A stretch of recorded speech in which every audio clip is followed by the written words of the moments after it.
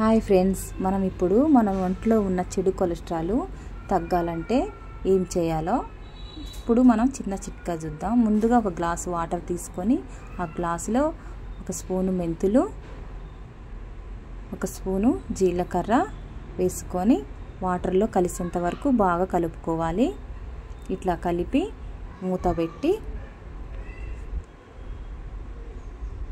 అంతా కలిసిన తర్వాత మూత పెట్టి ఓవర్ నైట్ నాననివ్వాలి.